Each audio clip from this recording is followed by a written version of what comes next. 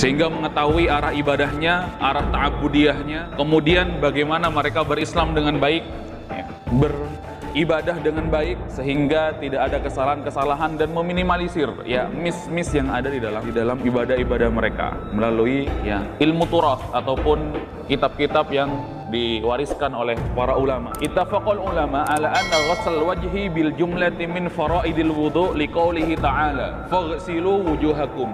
Ulama bersepakat tentang fardunya atau wajibnya mencuci wajah ketika berwudu secara global berdasarkan firman Allah Subhanahu wa taala, a'udzubillahi minasyaitonir rajim, bismillahirrahmanirrahim, faghsilu wujuhakum. Maka ketika wudu, Allah Subhanahu wa taala berfirman, cucilah wajahmu. Ini sepakat di poin pertama, jamaah rahimakumullah. Kemudian para ulama tidak sepakatnya di 3 permasalahan. Wakhtalafu fi 3 mawadhi'a. Fi ghuslil bayad alladhi bainal adhari wal adhan. Kemudian fi ghusli man sadala minal lihyati wa fi takhrilil lihyah. Jamaah rahimakumullah, yang berselisih pendapat hukum di antara para ulama adalah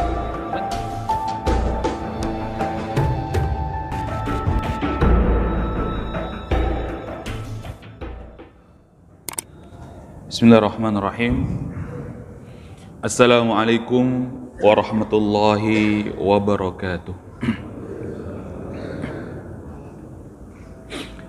Innal hamdalillah nahmaduhu wa nasta'inuhu wa nastaghfiruh wa nastahdihi wa na'udzu bihi min shururi anfusina wa min sayyiati a'malina may yahdihillahu fahuwal muhtad wa may yudlil falan tajida lahu waliyyan mursyida. Asyhadu an la ilaha illallah wa asyhadu anna Muhammadan abduhu wa rasuluh la nabiyya wa la rasula ba'dah. Ya ayuhan nasu taqu rabbakumul ladzi khalaqakum min nafsin wahidah. Rabbi shrah li sadri wa yassir li amri wahlul 'uqdatam min lisani yafqahu qawli. Radina billahi rabba wa bil islami dina wa bi Muhammadin sallallahu alaihi wasallam nabiyya wa rasula. Rabbana zidna ilma warzuqna fahma. Alhamdulillah, jamaah Masjid Darussalam yang dirahmati oleh Allah Subhanahu wa taala, kita kembali bersyukur kepada Allah ditakdirkan bermajelis di tempat yang mulia, di tempat yang dipenuhi keberkahan oleh Allah Subhanahu wa taala, di tempat di mana apabila seorang hamba mengaji dan mengkaji Al-Qur'an dan ilmu-ilmu Allah Subhanahu wa taala serta mentadabburi dan meresapi, illa nazalat alaihimus sakinah, Allah Subhanahu wa taala memberikan jaminan dan garansi akan diturunkan kepadanya ketenangan di dalam hatinya. Ketenangan di dalam iman, ketenangan di dalam urusan-urusan dunia, dan ketenangan dalam urusan-urusan akhiratnya. Salawat dan salam semoga selalu tercurahkan dan terlimpahkan kepada uswah hasanah kita, Nabiullah Nabi Muhammad sallallahu alaihi wasallam, kepada keluarganya, kepada sahabatnya, kepada tabi'in, tabi'ut tabi'in, dan orang-orang yang senantiasa mengikuti jejak langkah beliau hingga hari kiamat. Dan kita memohon kepada Allah Subhanahu wa taala, mudah-mudahan kita dijadikan hamba yang kelak akan mendapatkan syafaat Nabi Muhammad sallallahu alaihi wasallam. Jamaah Masjid Darussalam, salat subuh yang dirahmati oleh Allah Subhanahu wa taala.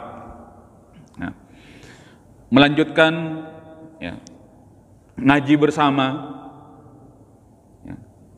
tentang fiqhul muqaran. Kadang kita mendengar orang-orang seperti agak sinis. Umat Islam itu untuk apa sih? Masih getol sekali membahas tentang ini wajib, ini sunnah, ini boleh, ini tidak boleh. Kok getol sekali? Apa tidak ada pembahasan yang lain?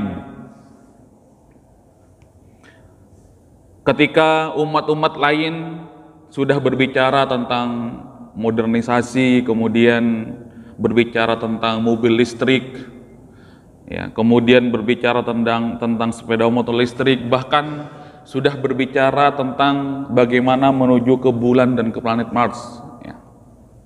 Umat Islam masih terfokus kepada pembahasan-pembahasan, ini qaulnya Imam Hanafi, ini qaulnya Imam yang lain-lainnya. Sebenarnya kita cukup jawab jamaah rahimakumullah,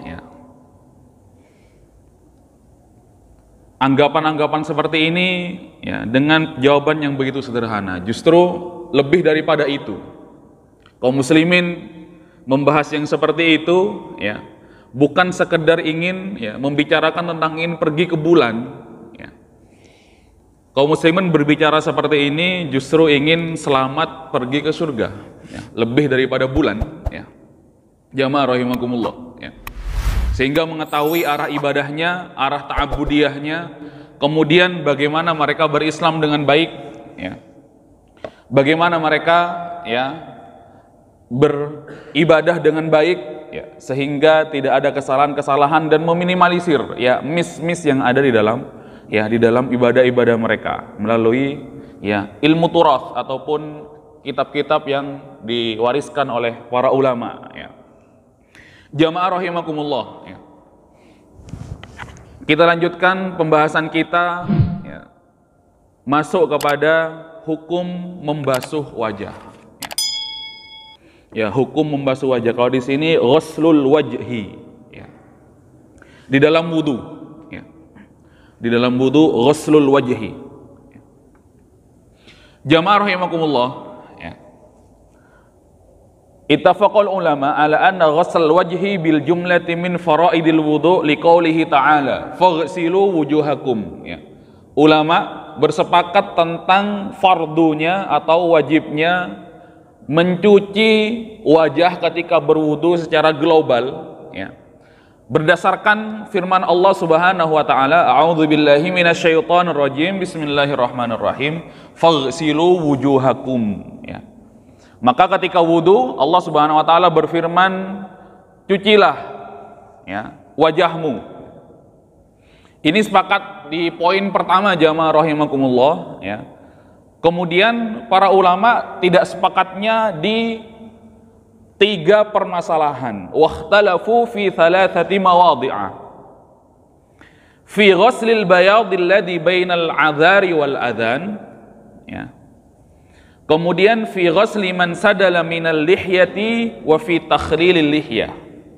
Jamaah rahimakumullah, yang berselisih pendapat hukum di antara para ulama adalah mencuci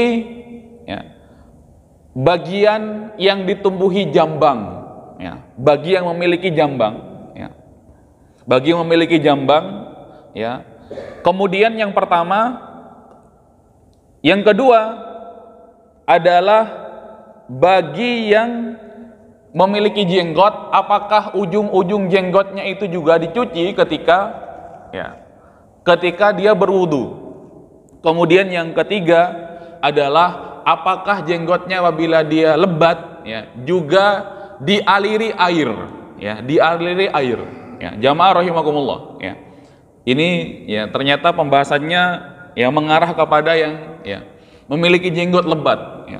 Jamaah, kalau saya jenggotnya adalah dikit, tumbuhnya dikit, nggak banyak. Jamaah rahimakumullah. Mengapa timbul seperti itu jamaah rahimakumullah? Karena ulama menilai bahwasanya ini itu tumbuh, jenggot ini tumbuh dari bagian wajah. Apakah dia itu dikategorikan sebagai wajah karena dia tumbuh? Jamaah rahimakumullah, karena dia tumbuh. Akhirnya khilaf, apakah itu dimasukkan ke dalam bagian wajah karena dia tumbuh di bagian wajah, meskipun itu adalah jenggot, bukan wajah itu sendiri. Kemudian di kitab ini dijelaskan, wal masyhur fi madhhabi Malik, bahwasanya jambang, kemudian ujung jenggot, kemudian jenggot itu sendiri, Di antara Imam Malik mengatakan itu bagian daripada wajah, ya. Itu bagian daripada wajah, ya. Jadi jamaah yang memilih untuk bermadhab, ya, madhabnya Imam Malik meskipun berada di Indonesia atau lebih condong kepada madhabnya Imam Malik, maka jambang, kemudian kemudian ujung jenggot, ya, itu merupakan bagian daripada wajah, ya. Berbeda dengan, ya, yang dijelaskan oleh imam-imam yang lain, ya, imam-imam yang lain, ya. Kalau Imam Abu Hanifah dan Imam Asy-Syafi'i, ya, itu mengatakan bil farqi bainal amradi wal multahi, ya, fayakunu fil madhhab fi dzalika thalathu aqwal, ya. Imam Abu Hanifah kemudian Imam Syafi'i, ya, berpendapat bahwasanya mereka membedakan mana yang jenggotnya panjang lebat, kemudian mana yang dinilai amrod. Amrod itu jenggotnya yang tidak ada, sedikit jenggotnya, amrod, ya, gitu. Seperti itu, amrod, ya. Kalau di pesantren dulu saya ingat kalimat amrod itu diletakkan kepada laki-laki yang agak ini, ya, yang agak tampilannya itu lebih bersih daripada yang lain-lainnya, tidak ada jenggotnya, ya, sehingga katanya kurang sangar, ya, dan kurang mantap lah gitu wajahnya itu, ya, agak-agak, ya, bahkan dimaknai sebagai amrod itu sebagai laki-laki yang gemulai, ya, gitu. Mungkin bayangannya itu tidak seperti Umar bin Khattab yang mantap gitu ketika melihat itu tatapannya tajam, ya. Kemudian ketika melangkah itu langkahnya, ya, langkah yang sangat-sangat, ya, berwibawa, ya. Seperti itu jamaah rahimakumullah, ya. Jadi ada yang mengatakan, jadi Imam Syafi'i dan Imam Abu Hanifah itu membedakan mana yang jenggotnya panjang dan mana yang jenggotnya tidak ada, ya, atau yang lainnya. Jamaah rahimakumullah, ya. Kemudian yang berikutnya, wa man sadala minal lihyah, ya. Kemudian adapun yang lihyahnya ataupun yang jenggotnya itu panjang atau lebat, ya. Fadhahaba Malik ila wujubi imraril ma'i alaihi. Imam Malik juga mengatakan bahwasanya wajibnya ketika memiliki jenggot yang panjang itu harus disela, kemudian air itu harus sampai kepada jenggot tersebut, karena dinilai bahwasanya meskipun itu bukan wajah, karena jenggot itu tumbuhnya di wajah, ya. Kita tahu kemarin sudah kita jelaskan bahwasanya panjangnya di mana, kemudian lebarnya di mana, ya, wajah itu, ya, meskipun ada khilaf di antara para ulama juga tentang tahdid wajah ataupun bagian-bagian yang dianggap wajah, tapi yang pasti dagu ini masuk ke bagian wajah, maka apa yang tumbuh di wajah tersebut dinilai sebagai hal yang wajib dibasuh. Kalau tidak dibasuh maka wudunya tidak sah, ya. Wajib di sini, ya, Imam Malik, ya. Kemudian sedangkan Imam Abu Hanifah walam yujibuhu Abu Hanifah wala Syafi'i fi ahadi qaulaihi, ya. Imam Syafi'i kemudian Imam Abu Hanifah tidak mewajibkan, ya. Jamaah rahimakumullah, kalau kita tarik kepada pembahasan yang sebelumnya, Imam Syafi'i itu menjelaskan bahwasanya apa yang di bawah dagu ini masih menjadi bagian wajah. Sedangkan imam-imam yang lain mengatakan, ya, selain Imam Syafi'i, cukup di dagu itu yang dikategorikan sebagai wajah. Sedangkan Imam Syafi'i di bawah wajah, di bawah dagu itu masih merupakan, ya, dan dinilai sebagai wajah, ya. Ternyata meskipun Imam Syafi'i mengatakan bahwasanya yang di bawah dagu itu bukan wajah, ya, begitu juga bawah dagu, dari dagu dan bawah dagu ini adalah tempat di mana biasanya banyak ditumbuhi janggut. Ternyata janggut itu dikategorikan bukan bagian daripada wajah meskipun tumbuh di wajah, ya. Meskipun tumbuh di wajah, jamaah rahimakumullah, ya. Ada sedikit perbedaan yang dimiliki oleh Imam Syafi'i, ya, tentang apa itu wajah, kemudian apa yang tumbuh di wajah, ya. Jamaah rahimakumullah, ya. Ternyata dijelaskan bahwasanya mengapa para ulama itu berbeda pendapat. Ini masuk kepada wajah, ini bukan masuk kepada wajah. Kalau itu masuk kepada wajah, apakah wajib dicuci? Kalau bukan masuk kepada wajah, apakah juga wajib dicuci? Ya, sebab mereka para ulama ini ikhtilaf, ya, dalam permasalahan ini, huwa khafa'ut tanawul ismil wajhi li hadainil mawdi'ain. Ya, ternyata para ulama berbeda pendapat tentang makna wajah. Ya, berbeda pendapat tentang makna wajah. Ya. Wajah yang pertama ditarik, ya, dari akhir tumbuhnya rambut sampai bawah dagu, ya. Kemudian pendapat pertama tentang wajah, lebarnya adalah dari daging yang agak keras di sini sampai daging agak keras di telinga ini. Itu yang pertama, ya. Pendapat wajah yang kedua, ya, Imam Abu Hanifah, kemudian Imam Malik, kemudian, ya, Imam Ahmad bin Hanbal, ya, ditarik dari akhir tumbuhnya wajah kemudian sampai, ya, ujung dagu, bukan bawah dagu ini. Kemudian jamaah rahimakumullah, sampai, ya, wajah itu sampai sebelum tumbuhnya jambang, ya, di sebelah dalam wajah sampai sebelum tumbuhnya jambang. Jadi beda, ya. Ada yang sampai sini kalau imam yang 3, sedangkan miliknya Imam Syafi'i sampai melebar ke sini, jamaah rahimakumullah. Apa itu yang dimaknai wajah? Sampai sini. Ini ada daging yang begitu keras ini, ya, yang tumbuh di samping ataupun di dekat dengan telinga, ya. Itu menurut Imam Syafi'i, ya. Berarti wajah di antara para ulama itu, ya, memiliki perbedaan, yang satu lebih lebar, kemudian yang satu lagi lebih sempit maknanya, ya, lebih sempit maknanya. Mengapa mereka itu berbeda pendapat juga, sampai ada yang lebih sempit, sampai ada yang lebih lebar? Karena di dalam kamus orang-orang Arab mengatakan, karena wajah itu apabila kalian menghadap kepada orang, apa yang terlihat bagian depannya. Jadi kalau kita tarik lurus dari sini, misalnya kita lurus, inilah wajah. Begini, gitu. Jadi yang seperti yang di agak samping-samping itu tidak terlihat, ya, tidak terlihat, makanya tidak dikategorikan wajah. Kalau kita berhadapan-hadapan misalkan, ya, kita berhadapan-hadapan, yang di samping ini tidak terlihat, ya, makanya dia tidak dikategorikan sebagai wajah. Makanya tinggal ditarik sini saja. Ya, ini adalah bagian wajah, ya. Seperti itu jamaah rahimakumullah. Sedangkan Imam Syafi'i mengatakan, kok sampai sini? Iya, ya. Kok sampai melebar sampai sini dan melebar sampai sini? Ya iyalah. Coba juga kamu lihat, ya, berhadap-hadapan dengan orang. Entah kamu mau tarik garis lurus dari atas sampai bawah, ternyata ini dan ini serta bawah dagu itu juga kelihatan. Makanya wajah itu akhirnya berbeda, ya. Jamaah rahimakumullah, ya. Itu jamaah dari segi wajah aja sudah berbeda pendapat. Kalau kita tanyakan kepada jamaah Masjid Darussalam pada pagi hari ini, ya, kira-kira menurut jamaah Masjid Darussalam, ya, mana yang lebih masuk, ya, maknanya wajah antara pendapatnya Imam Syafi'i kemudian pendapatnya imam yang lainnya yang 3? Kira-kira mana? Kalau saya tanya ke Pak Haji Sabila, kira-kira mana yang lebih masuk Haji Sabila?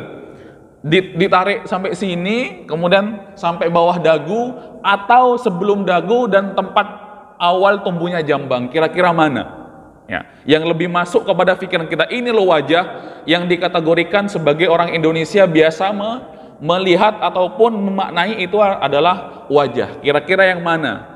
Ya, tentu mungkin Haji Sabila dan Haji Surawi akan berbeda. Mana itu yang wajah, mana yang bukan wajah, ya. Saya lebih condong kepada Imam Syafi'i, silahkan, gitu kan. Saya lebih condong kepada imam yang lainnya, silahkan. Berarti memiliki konsekuensi yang masing-masing, ya. Konsekuensinya apabila condong kepada pendapat Imam Syafi'i, silahkan, berarti wajah ini dibasuh semuanya, ya. Dibasuh semuanya, ya, lebar dan panjangnya, ya. Tetapi kembali lagi ke janggutnya, ya. Di luar Imam Syafi'i maka itu harus dibasuh, sedangkan Imam Syafi'i itu tidak dibasuh. Masing-masing memiliki konsekuensi jamaah rahimakumullah ketika kita memilih satu di antara yang lainnya.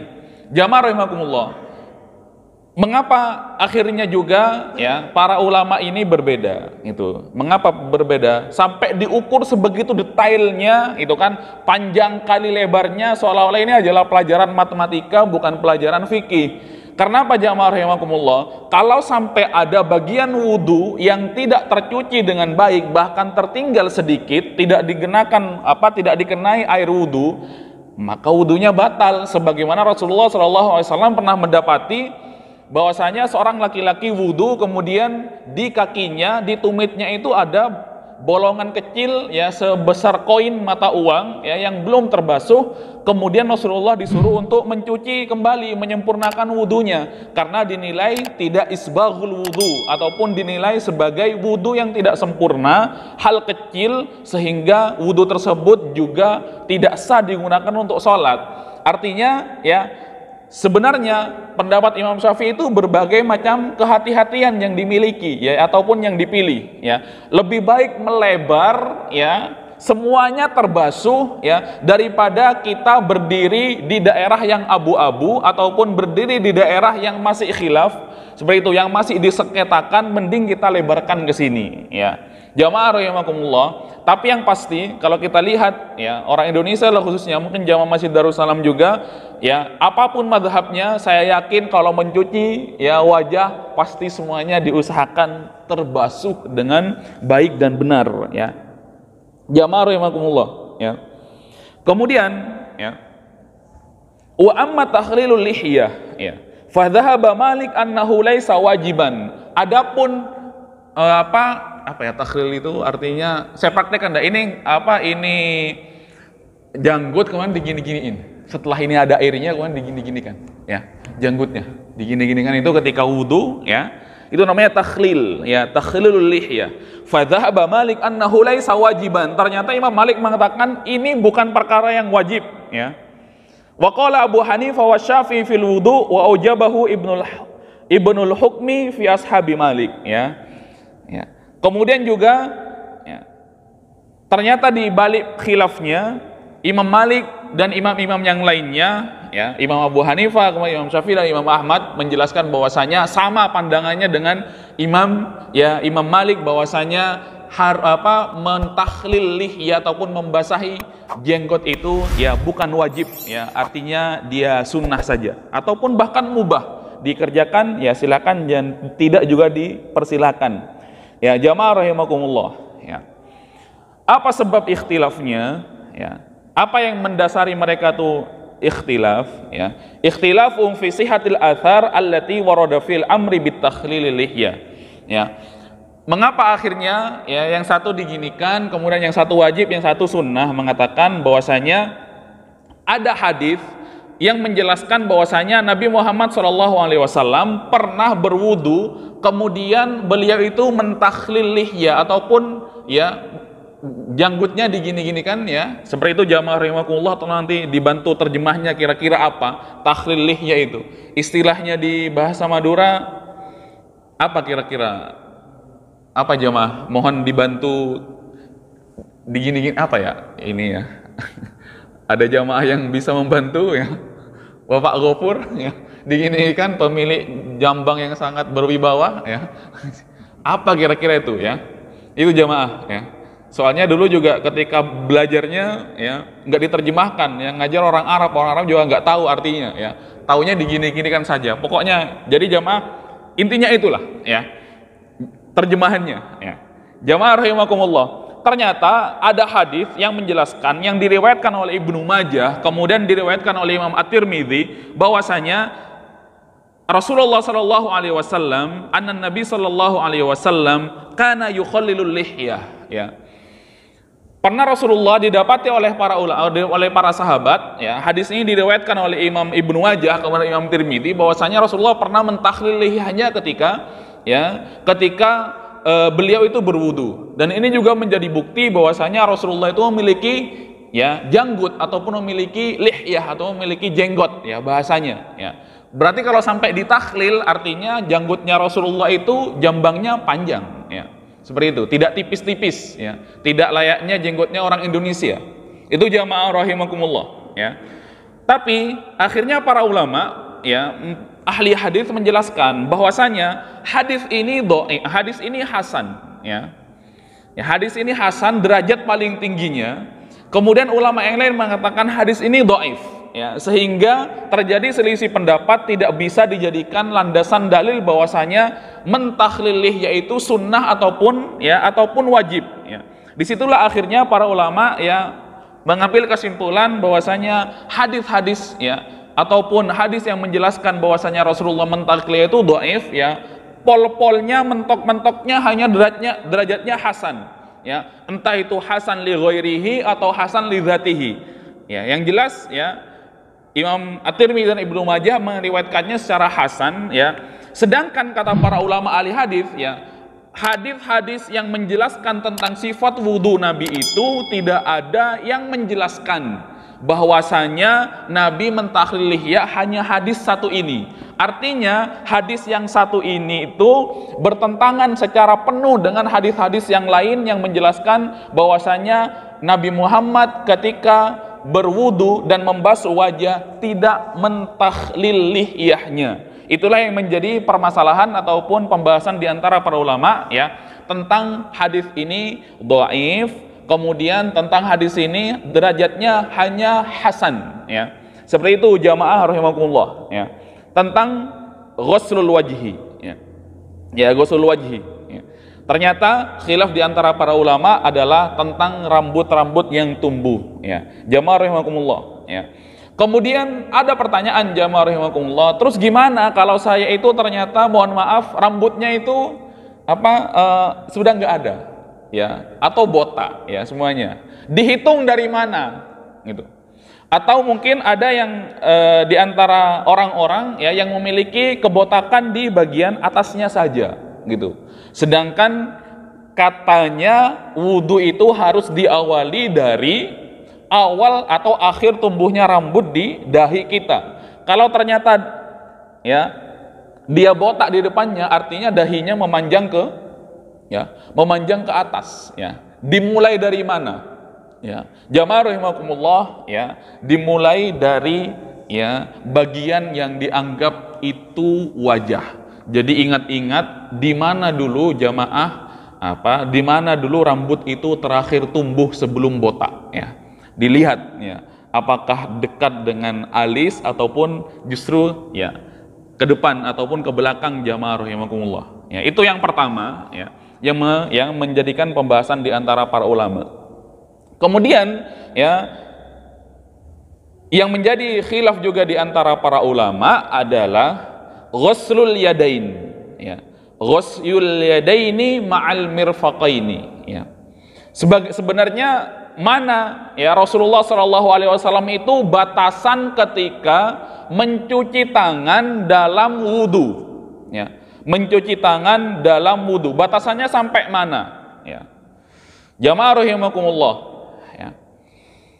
Ittafaqal ulama ala anna ghusl yadaini wa dhira'aini min furudil wudu liqauli ta'ala wa aydiyakum ilal marafiq ya. Ulama bersepakat ya memaknai ayat Allah Subhanahu wa taala wa aydiyakum ilal marafiq, bahwasanya kedua tangan dan kedua lengan itu wajib dicuci ketika wudu. Kemudian jamaah rahimakumullah berbeda pendapatnya ketika berbicara tentang mirfaq. Mirfaq itu ini jamaah, mohon saya angkat ini ya.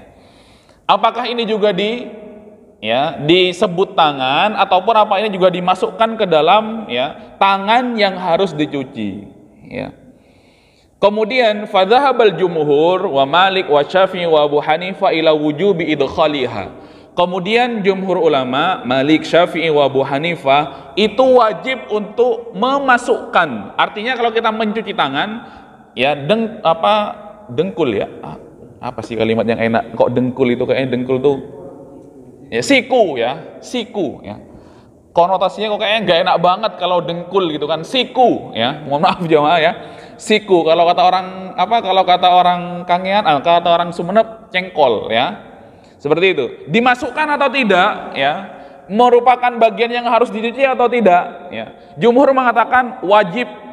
Kemudian wa dhahaba ba'du ahlul zahir ya. Ahlul zahir itu adalah Imam Daud al-Zahir ya. Imam Daud al-Zahiri ini adalah madhab yang kelima ya, di antara madhab yang keempat yang juga diakui oleh Ahlus Sunnah wal Jamaah. Madhab yang kelima namanya madhab Zahiri ya. Apa itu madhab dhahiri? Madhab yang menganut tentang tekstual, ya. Jadi semuanya yang dianut oleh madhab dhahiri ini adalah secara tekstual ayat, ya, tidak bisa dimaknai secara tersirat, ya. Yang tersurat ataupun yang tertulis itulah makna yang sebenarnya, tidak bisa dimaknai apa yang tersirat di dalamnya. Ya, jamaah rahimakumullah. Jadi dia tekstual, ya. Tidak ada makna yang lain. Sebagaimana teks, ya begitu juga teksnya yang harus dihukumi dan dipahami. Itu namanya Daud al-Zahir. Makanya Imam al-Zahir ini dikenal oleh para ulama, oleh para thalabatul ilmi pada zaman ya salaf, bahwasanya Daud al-Zahir ini pendapat-pendapatnya dinilai ya selalu kering, bahkan dinilai keras, ya, selalu berbeda pendapat dan keras, ya, khilafnya di antara para ulama yang 4. Itu mazhab yang kelima yang diakui. Jamaah rahimakumullah, ya. Wa ba'du mutaakhirin ashabi Malik wa Tabari ila annahu la yajibu idkhaliha fil ghusli, ya. Bahwasanya Imam Al-Zahiri ini, Imam Daud Al-Zahir dalam madhabnya Al-Zahiri itu mengatakan tidak wajib mencuci dan memasukkannya sebagai tangan, ya. Masukkannya sebagai tangan yang wajib dicuci, ya, jamaah rahimakumullah, ketika wudu.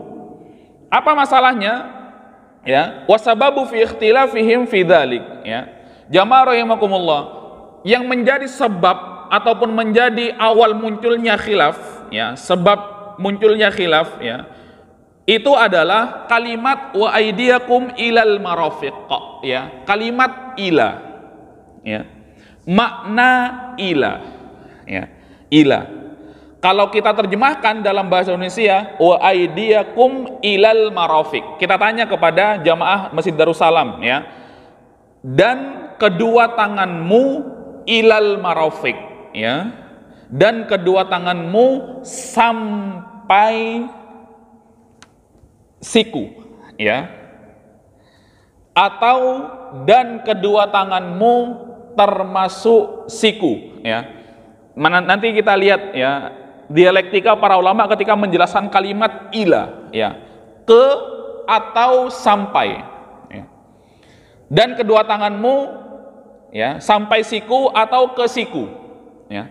Itu jamaah rahimakumullah, ya. Kemudian wadzalika anna harfa ila marratan yadullu fi kalamil arabi 'alal ghayah, ya. Kenapa? Ila itu kalau dirujuk kepada orang-orang Arab pada asrul ihtijaj. Asrul ihtijaj itu adalah orang-orang Arab yang kalimat-kalimatnya dan kata-katanya, tata letak bahasanya yang dijadikan landasan hukum pada abad, ya, 2 Hijriah. Itu dijelaskan bahwasanya apakah, ya, ila itu bermakna apa, ya. Yang pertama, orang Arab mengatakan sampai, ya. Jadi dari tangan sampai ke siku, ya. Jamaah rahimakumullah, kalau ada kalimat sampai siku, kira-kira enaknya dimaknai apa? Sampai siku.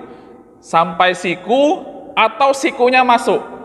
Atau gini aja, jalan sampai pintu, ya. Sampai pintu. 1 senti sebelum pintu kita jalan atau pas di pintunya, itu tentu jamaah akan memiliki penafsiran dan pemaknaan masing-masing yang berbeda. Saya yakin pintunya ikut masuk kalimat sampai itu, atau kita berhenti sebelum pintu, ya. Itu jamaah rahimakumullah, ya, kalimat, ya, ila dalam kitab ini, dalam Al-Quran dimaknai orang Arab, ya, karena yang memiliki bahasanya orang Arab, maka akhirnya orang Arab yang dirujuk. Ila itu sebenarnya apa? Maknanya apa, ya? Yang pertama kadang dimaknai sampai, ya. Wa marratan yakunu ma'a, ya. Kadang-kadang juga dimaknai sebagai siku juga ikut, dengan siku. Sampai siku pertama, kemudian makna yang kedua dengan siku, ya. Jamaah rahimakumullah, ya. Kemudian, ya, yang menjadi khilaf juga, wal yadu aidan fi kalamil arab tutlaqu ala thalahati ma'anin. Tangan itu sendiri dalam pemaknaan orang-orang Arab itu ada 3 makna, ya. Alal kaffi faqat, tangan itu maknanya adalah orang-orang Arab ini alal kaffi faqat, telapak tangan saja. Jamaah rahimakumullah, jujur aja ya, ketika kita mengucapkan tangan, ya, saya bilang tangan, yang terbesit di antara para jamaah apa? Ya, pernahkah terbesit di antara jamaah ketika tangan? Ini sampai sini bilang tangan. Karena ini sudah ada, ini apa, ini apa. Ini lengan bawah, ini lengan atas. Yang terbesit dari jamaah, makan pakai tangan kanan. Ya, yang terbesit pasti ya ini saja. Nggak pernah terbesit di antara para jamaah di sini, ya, termasuk saya juga, ya. Ya, tangan itu enggak. Ya, ini lengan bawah, ini juga lengan atas. Pasti yang langsung terpikir itu tangannya ini. Lah orang Arab juga memaknai tangan, wa aidiyakum ilal marafiq, itu ternyata hanya ini saja. Ini nih, telapak tangan ini, ya. Tangan dan telapaknya. Kemudian jamaah rahimakumullah, makna yang kedua kata orang Arab pada zaman dahulu, wa 'alal kaffi wad-dhira', ya. Telapak tangan dan juga lengan, ya. Telapak tangan dan juga lengan, ya. Lengan yang mana? Dhira' itu adalah artinya lengan bawah, ya. Kemudian yang ketiga, wa 'alal kaffi wad-dhira' wal 'adud, ya. Makna yang ketiga yang dikatakan dan dikategorikan sebagai tangan itu satu, mohon maaf jamaah, dua, tiga. Jadi ada tiga maknanya. Makna pertama ini saja, ya. Makna kedua ini dengan ini, kemudian makna ketiga ini dengan ini. Artinya jamaah rahimakumullah, kalau kita kembalikan kepada pemaknaan secara bahasa orang-orang Arab dahulu, apabila mereka berwudu kemudian mengambil pendapat yang pertama bahwasanya makna tangan itu wa aidiyakum ilal marafiq, itu artinya ada orang yang berwudu ininya saja yang dicuci. Makna tangan secara jelas wa aidiyakum ilal marafiq. Lah inilah yang diambil oleh Imam Daud Adh-Dhahir secara tekstual mengatakan bahwasanya ya nggak wajib ya menyertakan siku. Lawang yang dimaknai tangan itu hanya ini saja. Boro-boro sampai siku, yang lengan bawah aja tidak dikategorikan sebagai tangan jamaah rahimakumullah, ya. Itu Daud Adh-Dhahir, ya. Wa 'alal kaffi wad-dhira', ya. Jamaah rahimakumullah. Faman ja'ala ila bimakna ma'a, ya, au fahima ma'al yadi majmu'u thalatha a'dha au jaba dukhuliha fil ghusli. Barang siapa yang memaknai dan memahami kalimat ila di dalam Al-Quran itu sebagai tiga anggota, 1, 2, 3, maka silahkan berwudu dari sini sampai sini dan sampai sini, ya. Jamaah rahimakumullah, ya. Yang pertama, wa man fahima, ya, ila bimakna al-ghayah, ya, wa minal yadi madunal mirfaq. Barang siapa yang memaknai kalimat atau kata ila itu bermakna ya sampai, bukan ma'a, ya, sampai artinya membasuh tangan itu ini dan ya tanpa menyertakan siku, ya, tanpa menyertakan siku. Jamaah rahimakumullah, ya. Ya. Wa kharaja Muslim fi sahih an Abi Hurairah annahu ghassala yadahu al-yumna hatta ashra'a fil 'adud summa al-yusra wa kadzalika thumma ghassala rijlal yumna hatta asra'a fi syaq, ya. Jamaah rahimakumullah, ya.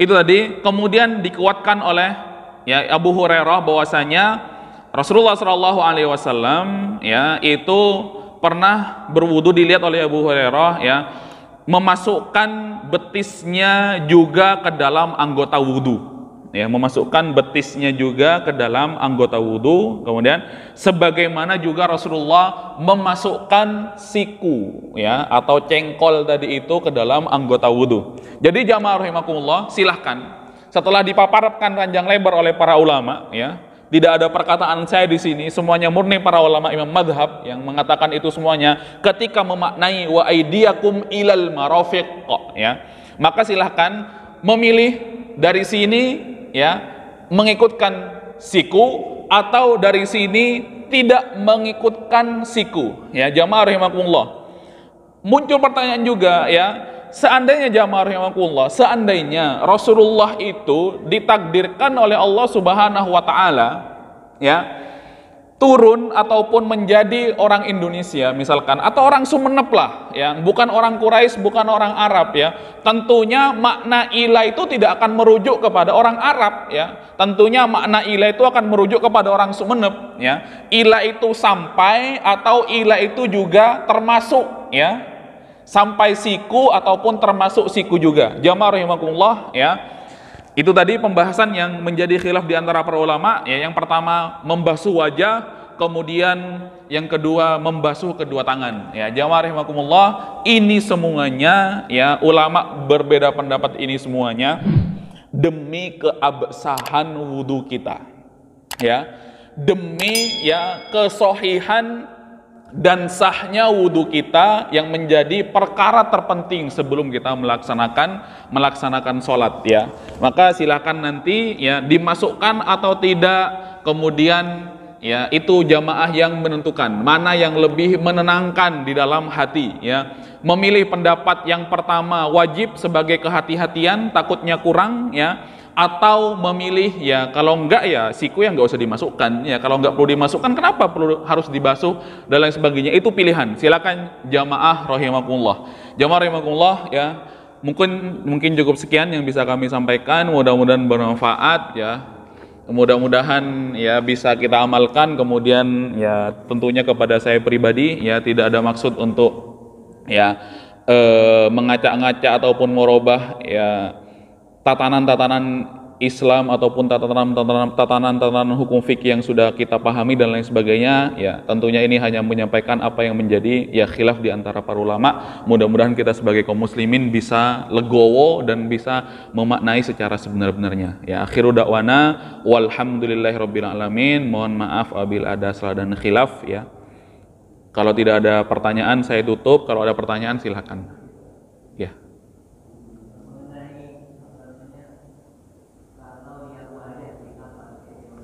Iya.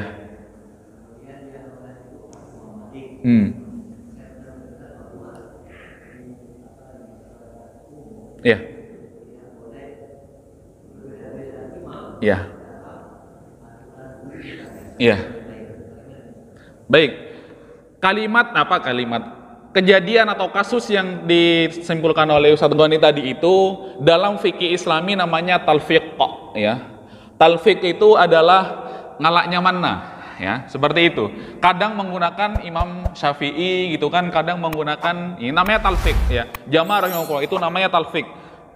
Pindah-pindah ya, kadang ini dan kadang itu dan lain sebagainya. Jamaah rahimakumullah. Di antara para ulama ada celaan ya, ada celaan bahkan diperintahkan untuk menghindari talfiq ya, menghindari talfiq. Tapi itu bagi orang yang menguasai ya. Tapi itu bagi orang yang menguasai seluruh fikih-fikih Islam. Jamaah rahimakumullah, artinya apa? Kita jujur ya, meskipun kita ini mengatakan misalkan Indonesia itu bermadhab Syafi'i gitu kan. Yakin kita sudah mengamalkan madhabnya Syafi'i secara menyeluruh ya kan, artinya kita sudah paham secara menyeluruh.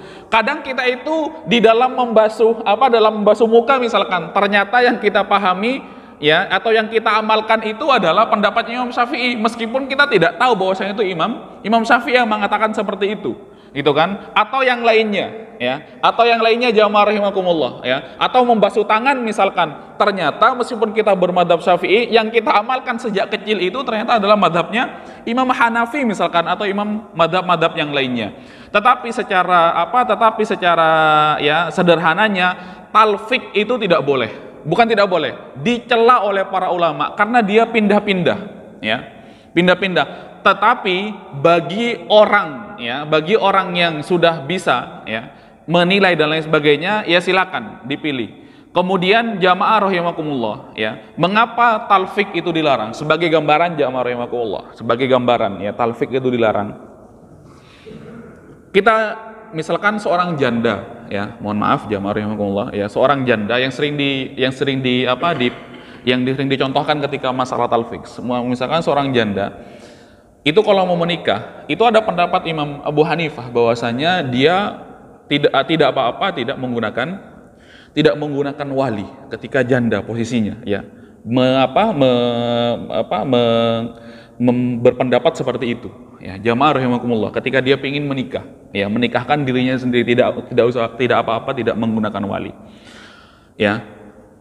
Bagi orang yang kepepet pengen nikah, ya kan, nggak boleh nikah lagi, tapi saya bapak saya ini, ya, disuruh ya mengasuh anak-anak saja, akhirnya memaksakan diri untuk bermadhab, ya, madhab, ya. Kalau ketika madhab Imam Abu Hanifah, ternyata boleh kok seorang janda itu kalau ya nikah itu tanpa wali, ada pendapat seperti itu, boleh kok ternyata. Ya sudah, nikah aja kita, nggak apa-apa, ya kan, nggak ada walinya, nggak ada masalah, gitu kan. Jamaah rahimakumullah, ternyata setelah ditelusuri, gitu kan. Padahal dia mendeklarasikan dirinya, saya ini madhabnya Hambali, ya kan. Saya ini madhabnya ya Syafi'i dan lain sebagainya. Kok tiba-tiba masalah ini akhirnya dia ya menggunakan madhabnya ya Imam Abu Hanifah. Ternyata Imam Abu Hanifah mengatakan seperti itu dalam pendapatnya. Mengapa? Karena Imam Abu Hanifah itu hidup di antara orang-orang soleh pada saat itu. Pemuda-pemuda ataupun laki-laki yang hidup di zamannya itu adalah orang-orang soleh, ya. Orang-orang soleh. Kemudian Imam Abu Hanifah mensyaratkan juga. Mengapa memperbolehkan? Tapi dengan syarat. Syaratnya apa? Syaratnya itu ketika dia sampai kepada keluarganya, laki-laki itu diterima oleh keluarganya, tidak ada komplain karena kesolehannya, ya. Tidak ada komplain karena kesolehannya. Akhirnya apa? Si perempuan ini tidak dirugikan. Karena apa? Karena ya alasan ataupun tahqiqul manatnya, ataupun alasan ilah mengapa perempuan itu harus menyertakan walinya, supaya apa? Tidak ditipu dalam pernikahan. Tidak ditipu, jamaah rahimakumullah. Artinya apa kata Imam Abu Hanifah? Saya ini hidup di masa-masa orang-orang soleh semuanya, orang ahli masjid semuanya, ya kan? Kayak orang-orangnya soleh seperti jamaahnya Masjid Darussalam, ya kan? Subuh-subuh sudah datang, sebelum subuh sudah datang, masjidnya ramai dan lain sebagainya. Artinya kalau tidak seperti itu jangan, jamaah rahimakumullah. Itu kenapa dicelanya talfik itu. Tapi sebenarnya kalau kita mau jujur, ya, di dalam mempelajari fikih ini kadang kita dengan tidak sadar juga madhab campur-campur kadang, jemaah, ya. Kalau tidak kan madhab campur-campur, ya, madhab campur-campur, ya, seperti itu, ya, ya. Contohnya misalkan, ya, jamaah rahimakumullah, ya, di dalam hal misalkan boleh nggak kita itu mengirim pahala untuk ya yang meninggal ataupun orang yang sudah meninggal ataupun keluarga kita yang meninggal, ya. Kata Imam Syafi'i tidak boleh, ya. Hanya 3 yang boleh berdasarkan hadis tadi itu, hanya 3, ya. Sedekah jariah, apalagi Ustaz Gani, ya. Doa, kemudian ilmu yang bermanfaat, ya. Jazakumullah khairan. Tidak boleh, ya. Kata Imam Syafi'i, ya. Kemudian kata imam yang lain boleh, ya. Dasarnya apa? Dasarnya hadis subrumah, ya. Hadis subrumah itu adalah hadis seorang perempuan Nabi melihat ketika sedang tawaf, ya. Kemudian dia bilang labbaika ya subrumah, ya. Labbaika ya subrumah, labbaika ya subrumah. Harusnya kan labbaik Allahumma labbaik. Kemudian Nabi heran, loh, kamu kok bilang labbaik ya subrumah bukan labbaik Allahumma labbaik, ya. Kemudian si perempuan ini bilang, wahai Rasulullah, subrumah itu adalah bapak saya yang dia sebenarnya mau haji di tahun ini tapi ternyata nggak jadi haji karena sudah meninggal. Hal ahujja bihi, hal ahujjalahu, gitu kan. Apakah saya boleh menghajikan, ya, menghajikannya dan pahalanya kita kirim, ya. Kata Rasulullah, hujjabihi, ya, atau hujjalahu, silakan, ya. Makanya akhirnya jamaah rahimakumullah, ya, permasalahan ini menjadi dua kubu yang saling bertentangan. Satu mengatakan boleh, satu mengatakan tidak boleh. Sama-sama ada landasannya, jamaah rahimakumullah, ya. Ya, itu. Tapi kadang akhirnya, ya, ada yang mengaku harusnya, ya, misalkan ketika saya mengaku madhabnya Syafi'i atau mendeklarasikan saya madhab Syafi'i, sejatinya saya tidak boleh, ya, selain yang 3 perkara itu. Seperti itu. Kalau Ustadz Goni mau arbe atas nama orang tuanya, kalau mengaku madhabnya Syafi'i harusnya jangan, ya, karena ya itu pendapatnya beliau, ya. Tapi kadang, ya kan, Misalkan, ya ada juga rebe, sih oleh, lena Syafi'i oleh, ya kan? Katanya boleh dan lain sebagainya. Itu gambaran talfik itu di situ, ya. Gambaran talfik itu begitu jamaah rahimakumullah. Akhirnya dipilih dan lain sebagainya. Dipilih yang enak, ya. Dipilih yang enak, gimana yang menenangkan, siapa Arya oleh.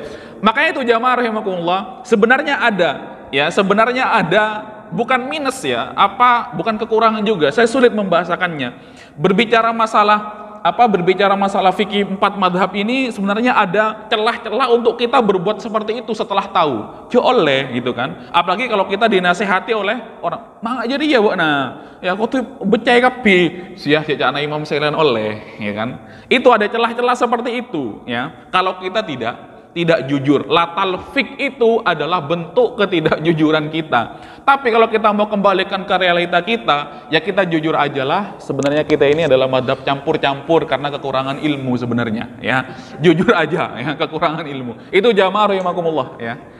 Cukup, cukup. Ya, ya gaduh-gaduh yang penting nyantol, ya. Ya. Baik jamaah rahimakumullah, kita akhiri, mudah-mudahan bermanfaat. Ya akhiru da'wana walhamdulillahirabbil alamin. Assalamualaikum warahmatullahi wabarakatuh.